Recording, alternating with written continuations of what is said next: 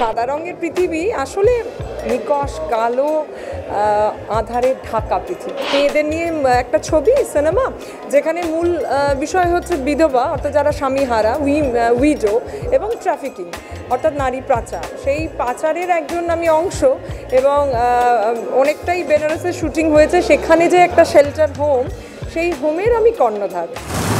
অভিনয় জগৎ থেকে অনেকেই রাজনীতির ময়দানে গিয়েছেন, কিন্তু রাজনীতির ময়দান থেকে অভিনয় জগতে এসেছেন তিনি। এই মুহূর্তে আমার সঙ্গে রয়েছেন অনন্যা ব্যানার্জি। অনন্যাদি, স্বাগত তোমাকে।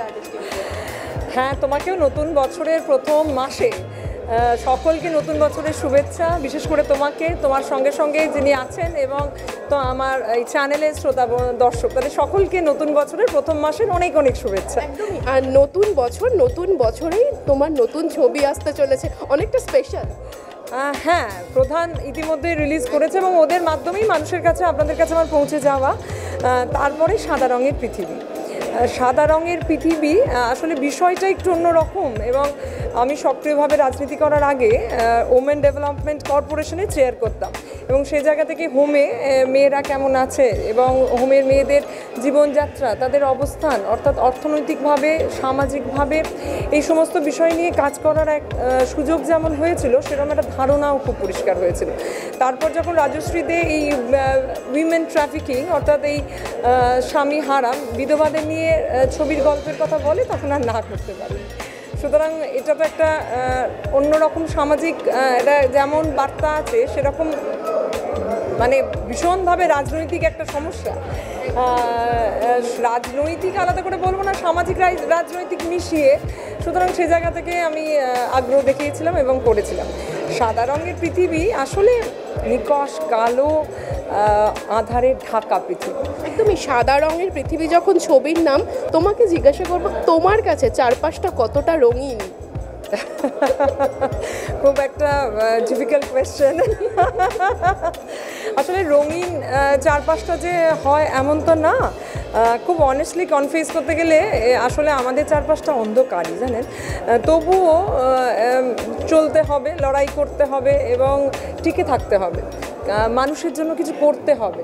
ঈশ্বর আমাকে যে সুযোগটা দিয়েছে, একটা প্ল্যাটফর্ম যেখানে দেশের জন্য, দশের জন্য কিছু করার একটা সুযোগ হয়েছে, সেই জায়গা থেকে এই আধার, এই অন্ধকার কাটিয়ে আমাকে এগোতেই হয়। তাই খুব অনেস্টলি কনফেস করছি যে পৃথিবীটা না অন্ধকারই, কিন্তু তারই মধ্যে মনের জোর এবং ওই পজিটিভ এনার্জি নিয়ে এগিয়ে যাওয়া এবং এগিয়ে যেতে যেতে ওর কথায় রঙিন করে তোলা। একদমই, আমাদের ভালো কাজের মধ্যে দিয়ে রঙিন করে তুলতে হবে। সাদা রঙের পৃথিবী ছবিতে তোমাকে দর্শকরা কিভাবে দেখবে?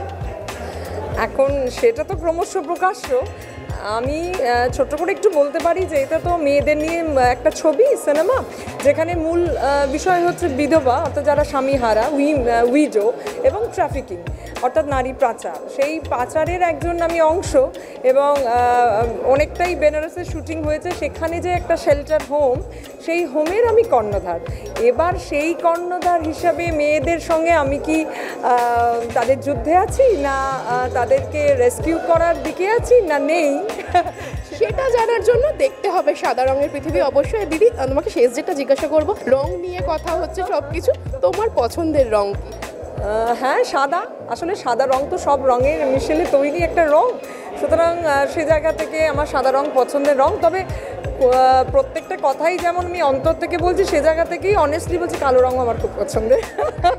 সাদা কালো রঙিন সব কিছু মিলিয়ে খুব ভালো থাকো, আগামী দিন খুব ভালো কাটুক তোমার। এতক্ষণ আপনারা দেখছিলেন অনন্যা বন্দ্যোপাধ্যায়কে। এরকম আরও বিভিন্ন আপডেটের জন্য চোখ রাখুন আর্টিস্ট টিভি HD পর্দায়।